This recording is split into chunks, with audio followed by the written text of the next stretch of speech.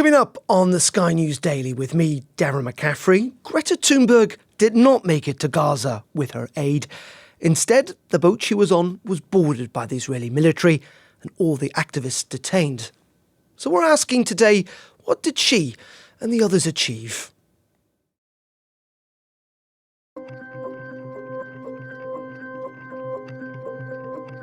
Well, the yacht with Greta and 11 other volunteers on board had set sail for Gaza over a week ago, carrying a small amount of humanitarian aid. But at 3 o'clock this morning, it was intercepted by the Israelis.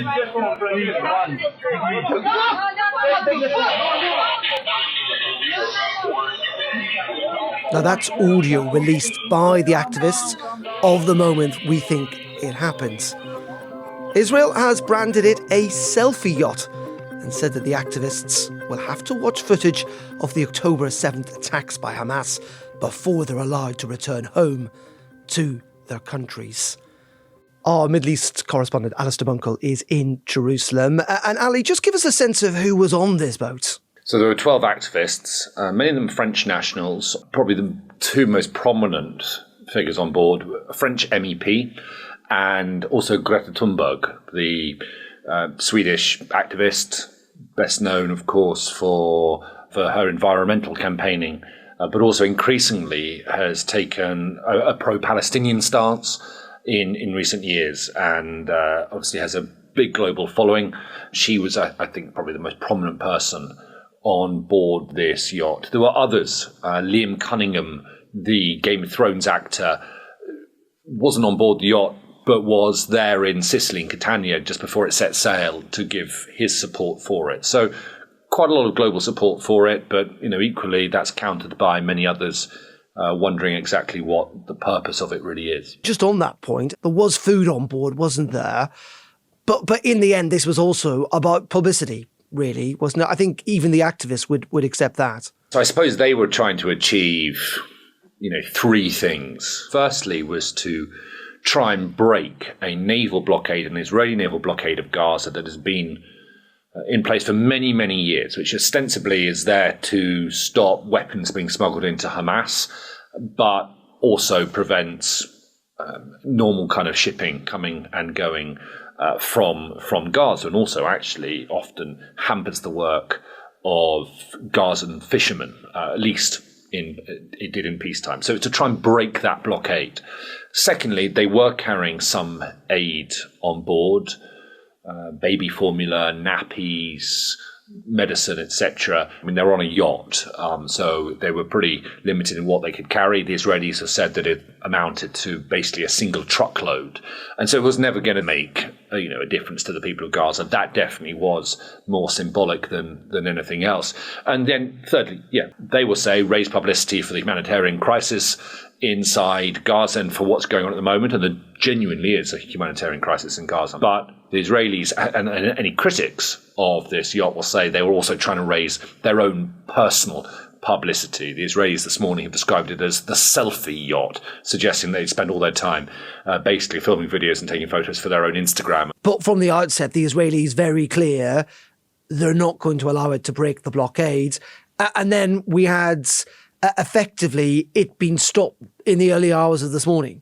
I think the Israelis considered, when they were trying to work out what to do and how to respond to this yacht that was coming their way, I think they briefly considered letting it through and saying, well, fine, go ashore. But they felt that it would set a precedent, that if the blockade was broken by this yacht, then it would encourage many other yachts with activists on board or ships with activists on board to try and make that journey. So the decision they came to was the deployment of Shayatet 13, which is a commando unit, kind of US Navy SEALs, Britain's SBS, that kind of thing, highly trained. From what we can gather, information is pretty limited because the communications on board the yacht were affected, their GPS was jammed, but what we can gather is they surrounded the yacht at sea, but also flew drones above it, and then they boarded it. And then really the latest we've heard, when the Israeli Foreign Ministry posted photos and some video of the soldiers on board the yacht handing out bottles of water and sandwiches to the 12 activists. Now, those videos, everything looks calm and under control. I think everyone will be fairly pleased that if that is a reflection of the reality, then this didn't end in some violence, because that is what has happened in the past when flotillas have tried to break this blockade. But we haven't heard anything since. We gather they are being towed to the port of Ashdod, south of Tel Aviv, north of Gaza, Israel's biggest port, and from there they will be deported back to their home countries. The Israelis have said this is not just about publicity, it's about self-publicity, Alistair, haven't they? And they say they're going to make these activists to watch footage, unedited footage, from the October the 7th of the attacks.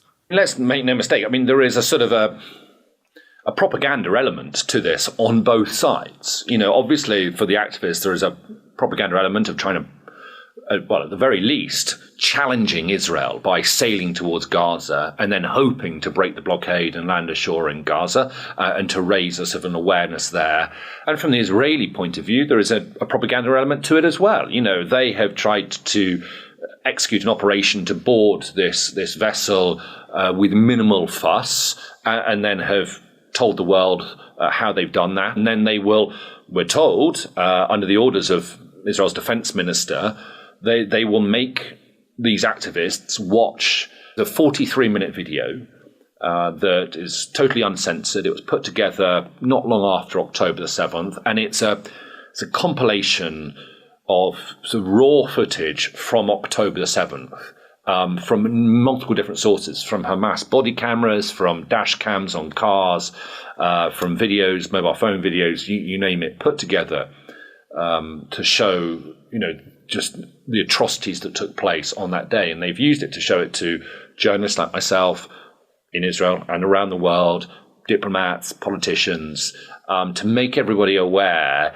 of, you know, what went on October the 7th. And they say they're going to show that to these activists. So, you know, I think it's reasonable to say that both of the parties involved in this incident are sort of using it to a degree to their own advantage. And let's talk about the situation inside Gaza. As you say, you know, we've heard from the United Nations and others about how desperate they think things are now. And I know you and I have talked about this in the past, and it's been raised many times. Journalists are not allowed, independent journalists, into Gaza. But we have a sense that things are pretty desperate. Yeah, they're really desperate.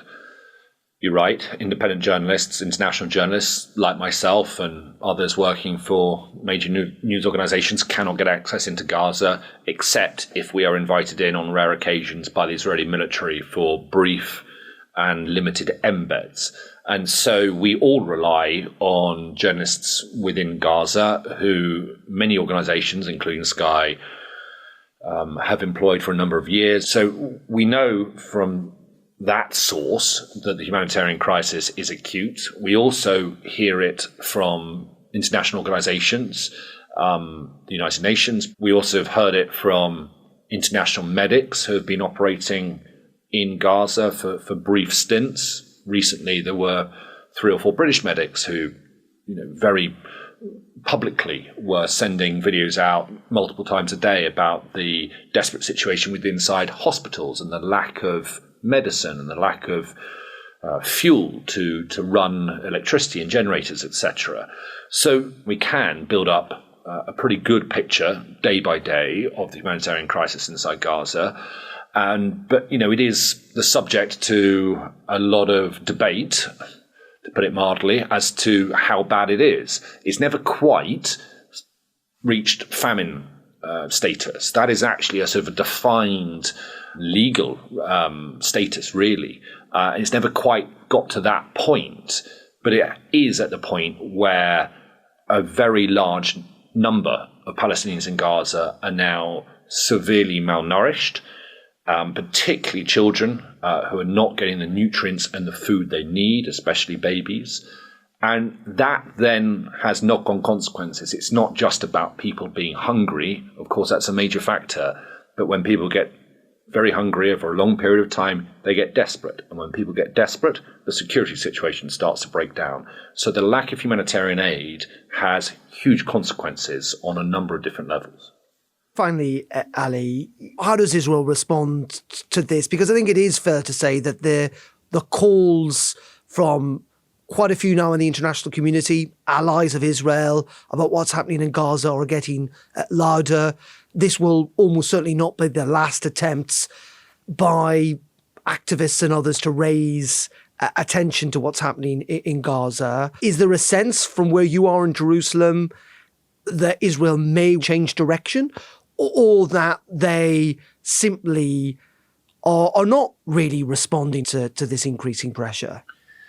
I think the truth lies somewhere in the middle, and it's sometimes quite hard to establish exactly what the mindset of the Israeli government is. So the messaging that comes out on social media can be very robust, pretty stubborn, quite aggressive sometimes. And, I think a lot of the time international pressure, whether it's about getting more humanitarian aid into Gaza, whether it's about a ceasefire, whether it's about the way the military operations have been carried out in Gaza, I think there's a sense that it kind of falls a lot of the time on deaf ears in Israel. I don't think that's always the case. When you sort of live here, work here, and, cover this every single day, I think you notice moments when, Israel and Benjamin Netanyahu, the Prime Minister, are aware of the situation in Gaza and the impact it might be having on Israel's reputation abroad. What's happening in Gaza, the humanitarian crisis, it is a crisis. It is desperate, but it hasn't yet tipped into famine. And I think one of the reasons it hasn't yet tipped into a famine is because the Israeli government have always been acutely conscious never to let it get quite to that stage. So yes, they imposed an 11-week blockade on Gaza.